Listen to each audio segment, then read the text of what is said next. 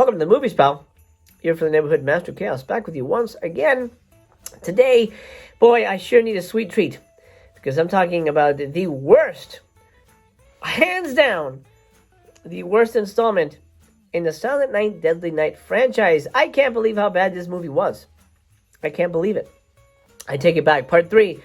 Part 3, while mild and almost boring, is nothing compared to this movie, which is technically not boring, but is a joyless watch. What am I talking about? Of course, I'm talking about Silent Night, Deadly Night 4, The Initiation, directed by Brian Yuzna. That's right, that Brian Yuzna, the producer of Reanimator, the director of Bride of Reanimator, and Society. Society is one of my favorite movies of all time. That is such a masterpiece of a movie. Highly recommend that one. I can't recommend this one, though. I do know Brian a little bit, I will say. We worked together for a time. We almost made a film together. Great guy, really nice guy, but don't worry, that's not gonna bias me when it comes to my review on this film. And boy, is it a doozy! You're not going to believe what this one is about. And what I'm about to tell you is 100% the truth. 100% the truth. This is the movie. I'll be honest, this movie broke me. This movie broke me, man. I am so burnt out on these movies, and I'm only 4 movies in. God, this was really bad. Essentially, it's about a reporter named Kim, and she's investigating a coven of witches that worship roach worms. And they like Kim, the coven, and the coven's run by Maud Adams, by the way, played by Octopussy herself. Anyway, they like Kim, and they say, hey, you know what? Let's make her the new initiate. They seduce her, they drug her, and then they impregnate her with a worm. This roach worm goes into her belly button, which we don't really see, but we kind of see. And then somehow she vomits up another worm, but it's like a big worm, and it's super gross. What the fuck? Yeah, that's pretty much it. That's the plot of this movie. Nothing else pretty much happens. It's a joyless slog. It's almost a chore to watch this movie because, first of all, nothing makes any sense, and nothing is explained, and the acting is crap. It has a great cast, though. Reggie Bannister shows up, Maud Adams, Clint Howard, Elise Beasley. Who remembers Elise Beasley? Remember she was a secretary in Moonlighting? I loved that show, man. Back in the day, before Bruce Willis was John McClane. She was great. She's good in this. She's probably the best actor in this. Well, and Clint too. It's hard to fault the Ice Cream Man. He's such a likable actor. He definitely puts in 110% no matter what he's doing, even if he's playing the weirdest version of Ricky ever. Sumo, how do these movies even get made? How do they even get made? How does this get past a pitch meeting? Hey, so we're thinking of doing Silent Night, Deadly Night 4. Do you have any ideas? Actually, yes, I have a perfect idea. How about a coven of witches that worship roach worms? Yep, I can see that now. Nothing says Christmas like roach worms. Do it. 1 star. This movie gets 1 star. Only for the effects. Screaming Mad George does the effects here, and they are phenomenal. They almost don't belong in this movie. Also, it's nice to have a name cast. I get why that's big for producers. I like seeing Maud Adams. Reggie's always fun to watch, even though he plays a very small part. And Clint is always magnetic, despite the material. So it gets 1 star for all those elements. The biggest problem with this movie is that it's called Silent Night, Deadly Night. And it has nothing to do with that franchise. Look, you're 4 movies in. You've already established that Ricky is the star of the show. At least the Santa Claus angle is the plot of the Silent Night movies. You cannot do a Halloween 3 now and try to say, well, what if you do a series of movies where creepy shit happens on Christmas? Too late. Can't do it. Too late. It's like making Friday the 13th Part 3. And instead of having Jason in it or Mrs. Voorhees or any of that, there's just, it's a completely different storyline.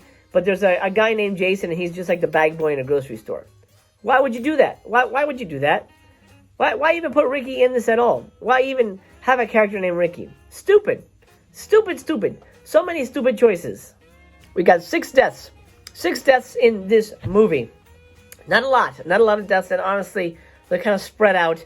It's not necessarily thrilling or anything like that. Probably the most harrowing moment is when Clint Howard's Ricky breaks into Kim's apartment and kills her boyfriend. That's pretty creepy. That's definitely more in keeping with what I would expect from a Silent Night, Deadly Night movie, where he's kind of stabbing the boyfriend playfully. That's pretty creepy. He bites his ankle and it bleeds. It's pretty intense. I think that's probably the best scene in the movie.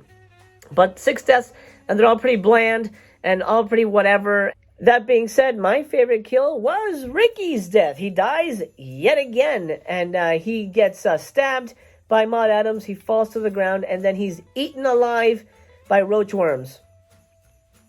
You know, Clint sells it, and the worms don't look too bad because the effects are great, but overall, not the best death in the franchise or anything, just the weirdest in a weird movie. So, by default, it's my favorite. We do have a final girl. Her name is Kim, the reporter who's looking into the mysterious spontaneous combustion murder that then becomes the host of a roachworm. I mean, it's not even clear what the hell's happening. They initiate her. They put a roachworm in her stomach, and then what is supposed to happen? What is the plot? What is she supposed to do? It's very unclear. At the end, she's forced to kidnap her boyfriend's little brother so that the witches can sacrifice another man. It's a very stupid idea. And then she's like, no, I can't kill the little boy. And then, not shitting you, somehow her hands knit together, like society-wise, they get all like gunky.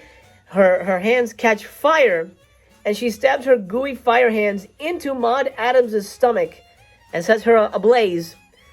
And that's how the bad guy dies. So, well, I guess it wins the award for most creative villain death. Kim plays a part, or I should say 2 parts, in the one and only nude scene in the beginning of the film, where we're introduced to her. She's tousling around in bed with her boyfriend, and we get a sneaky peek at the goods. Not the best nude scene, but there is one, so I'm tossing it in. I mean, what the hell was I even watching? In one scene, Clint Howard is wearing a dildo mask and having sex with Kim.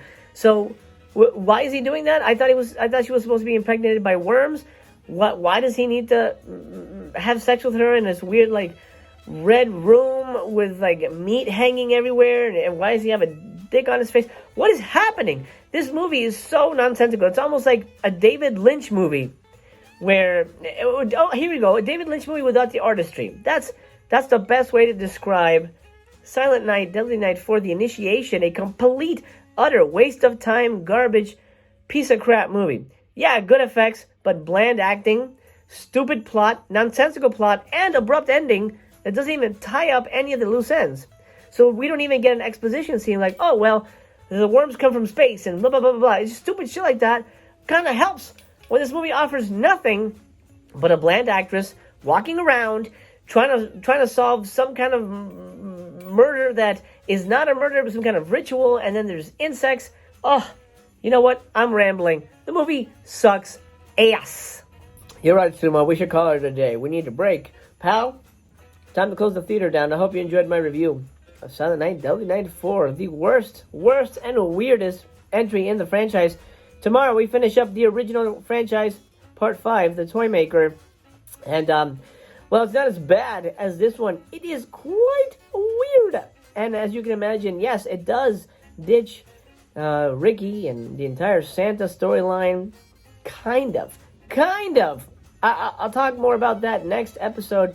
I'll see you tomorrow for that one. My friend, thank you so much for joining me. Sumo also thanks you, and we wish you a very happy and Merry Christmas. It's time to close the theater down. It's getting cold in here. I don't want the projector to freeze and all that good stuff. So, I'll see you when I see you. I have been your friendly neighborhood master of chaos. This has been Sumo, and you have been entertained.